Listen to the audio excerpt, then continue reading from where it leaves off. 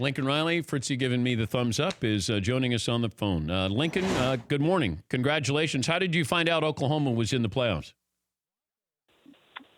One of our coaches had it. We were getting ready to take off on a plane to go recruiting, and one of our coaches had the show playing on his phone. So, we were all kind of huddled around the phone watching it. Nervous at all?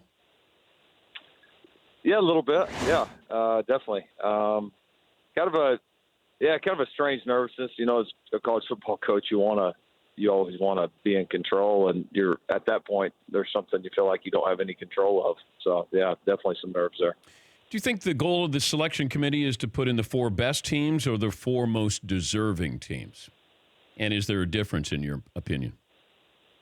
I don't think there's a difference because I think it's, everybody, you see what happens on the last weekend and the last couple of weeks, and that's always going to be what's fresh in everybody's mind. And I get that has an impact. And I do think that I think that us having a Big 12 championship game, the quality team we beat certainly helped us. But I do think that we forget that it's a long season. These games started back in September, and it is about your complete body of work. So I do think, that how you play at the end is important, but what you do the rest of the season is really important too. And so I think that's the goal of them, and I think they got it right.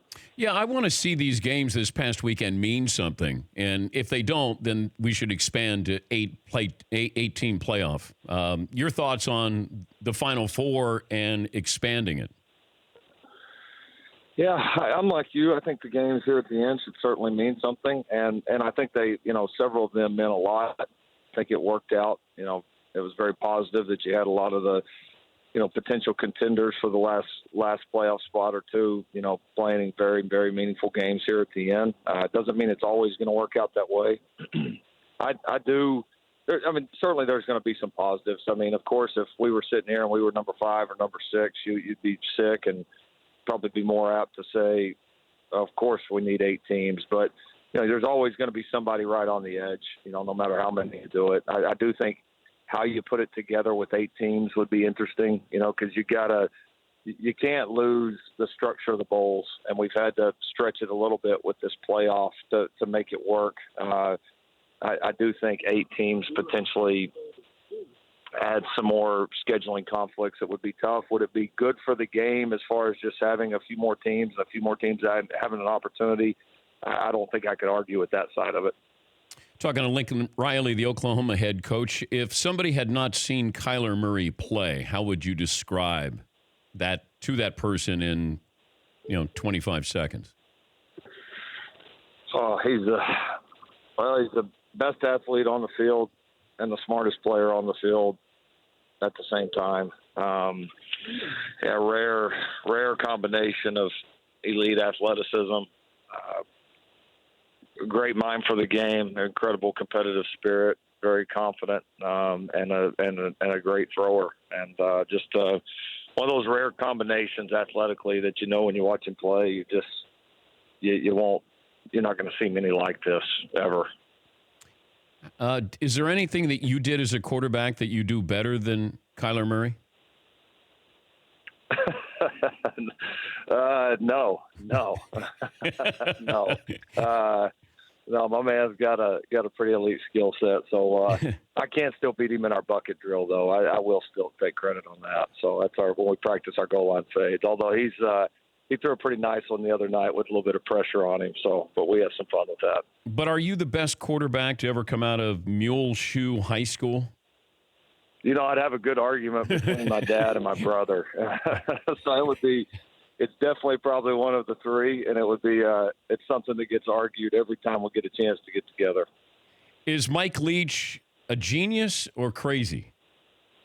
Both. What percentage, though, Lincoln, of genius and what percentage of Leach is crazy? That's a really tough answer because I think it's the reason why he's a genius is he's a little crazy, and the reason why he's a little crazy is because he's a genius. How much film have you studied on Alabama? A little bit on a once I got settled into the hotel last night, but we'll try to dive into it here heavily here in the next couple of weeks. But you can see why it's not hard to see when you turn on the film why they have the record they do, the reputation that they do. Yeah, you might not want to watch too much. It's one of those where you go, be careful what you ask for. Maybe watch the first half against Georgia, Coach. That might make you feel a little better. Yeah, build the confidence a little bit. No, it's going to be good. It's going to be fun, man. These are why you want to be in these games. To play great teams. You're going to do it. We've been in several of these. You're always going to play somebody great. We're certainly getting a great challenge, but man, we can't wait to play them. Do you owe it to yourself? Do you have an obligation to yourself and your wife and your family to at least listen to other offers if the NFL calls? No. If I didn't have a job that I thought was a long-term deal that we could win and be very successful at, that is absolutely a destination coaching job, one of the best coaching jobs in the world, regardless of sport, I would maybe have a different answer. But I'm extremely fortunate that I'm at a place like that right now, and so absolutely I don't have that obligation. Favorite NFL team growing up? I would have to say the Cowboys. Just growing up in Texas, that would certainly be, growing up a big Troy Aikman fan. Kind of got to grow up through some of the glory years there. So yeah, I would have a hard time saying it wasn't those guys. Maybe the third best quarterback ever to come out of Muleshoe High School. Hey, Lincoln, congratulations on the season and good luck against Alabama. Thanks, Dan. Thanks for having me on. For more Dan Patrick Show, tune to Audience Channel 239 on DirecTV or download the Dan Patrick Show app.